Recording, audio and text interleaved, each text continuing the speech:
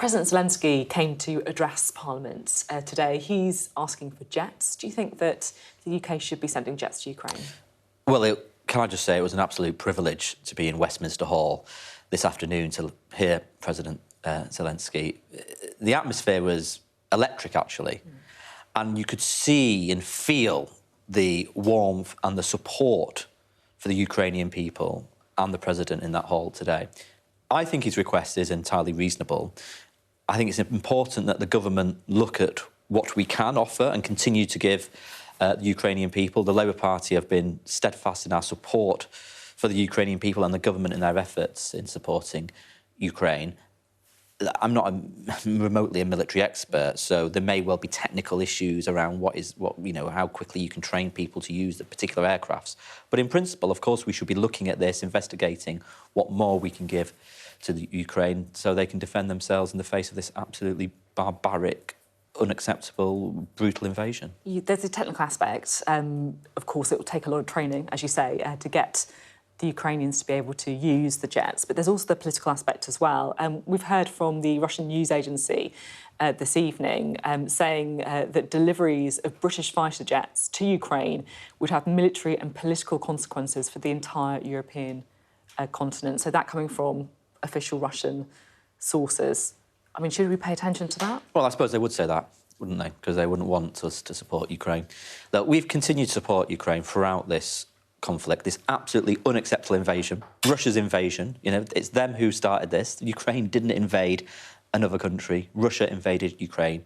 We've supported Ukraine with military aid and support throughout the period, and it's entirely right and reasonable that we continue to look at what else we can do. And I'm sure the government is looking at what further equipment, what further jets and other equipment we can send to Ukraine, and we should do that, and that's quite right. It is. It's the big thing, though, isn't it? And it is worthy of debate. You know, it's one thing arming Ukraine with defensive weapons so they can defend themselves. Well, this is about them defending themselves. But it's also should we also be looking at offensive weapons? So things like jets. We've already delivered tanks. Boris Johnson, for example, calling for longer-range missiles and artillery. Well, they're trying to defend themselves, and they're trying to defend themselves in the face of a totally unacceptable invasion from another country, Russia.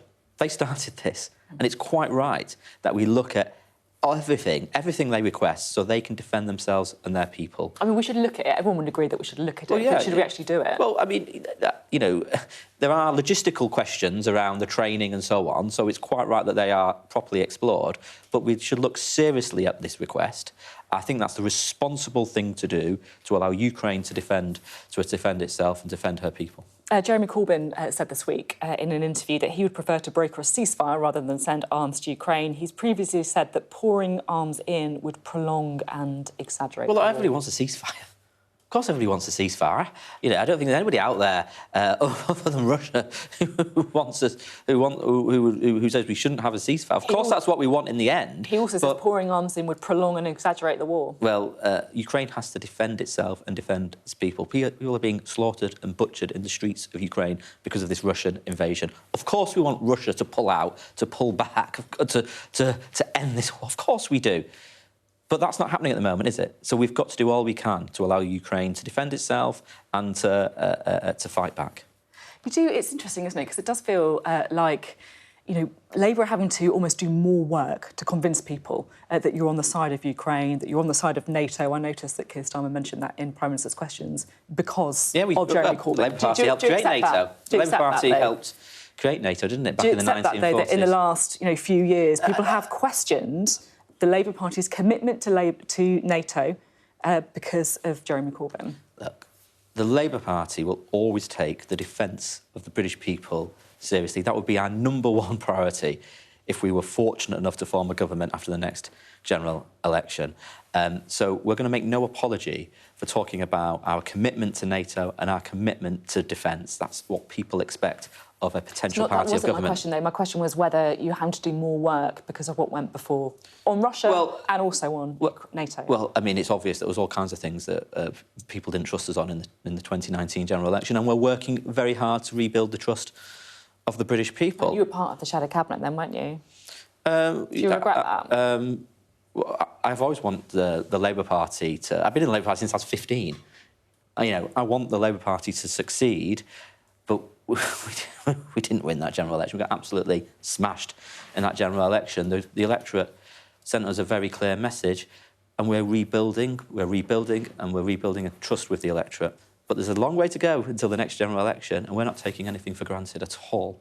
And now Boris Johnson has become the highest earning MP. He has declared £4.8 million in earnings this Parliament. Not bad going. It's not bad, is it? We can lend me a few quid. Is that something we should be relaxed about, if it's declared in the right way, or is there an issue with it? I mean, I think there isn't it. I mean, it was only a few weeks ago that Sky, you did that brilliant piece of research, pulling all the earnings together into one database. He's now top of the leaderboard. And people were shocked. People were shocked because people think there's something wrong with politics if politicians can earn these levels of money, and there's always question marks. I don't know what his earnings are. I've not looked. I've just gone off the headline you just told me now, and I've not looked at the detail of how he's making that money. But you know, I think we've got to clean up politics. Because people look at all of us and they think, you know, what's going on there? So, I mean, I don't know where he's making his earnings, so I don't really want to sort of get into the details of him. Speeches, book advances. But, you know, I think being an MP is a full-time job. It's certainly a full-time job for me anyway. And then let's just talk a bit with your work and pensions hat on, because there's a bit of a conundrum, isn't there, about getting people back into the workforce, particularly the over 50s. I guess my question is, if you're 55, you've taken early retirement, you're enjoying looking after the grandkids a bit, you're enjoying playing the odd round of golf, why on earth would you go back to work? Yeah, I think that's a really good question. So what we've got at the moment is employment is now lower than it was pre the pandemic, and there's more and more people have been forced out of work. Some of it is for sickness. It's growing numbers of people out of work for reasons of mental ill health, depression, but many of them say they would go back to work if they were given the right levels of support. And you've also got hundreds of thousands of these older workers, the over 50s, who some of them have taken early retirement. And the government says, oh, they should get off the golf course. Quite an insulting approach to them, actually. But also, some of them say that if there were flexible options, if they were given the right type of help, they would return to the workplace. So I put forward some welfare reform proposals to deal with the disincentives in the benefit system. The disincentives where, for example, if you are sick and you've been through something called a work capability assessment, that can be such a horrible process that it disincentivises you from trying work because you're worried that you'd have to go through that process again if it doesn't work out for you. So we should reform that. We should deal with the disincentives in the system which block young parents, often women, shouldn't be, but it tends to be women, but young parents from going into work because of the way the childcare element of universal credit operates. We should deal with that, and I've put forward proposals on that. And we should give the over 50s, older workers, more support through the job centre if they want it, more help finding a flexible work option, because they could be looking after their grandkids. They're probably also, by the way, caring for a loved one, perhaps even a mum or a dad, because there's no social care provision. But they might be tempted back if they could find a flexible job that allows them to balance all these different elements in their life. So these are the sort of welfare reforms that we in the Labour Party are proposing, because we want to get this country back to work. I don't want to write anybody off, and people are being written off at the moment.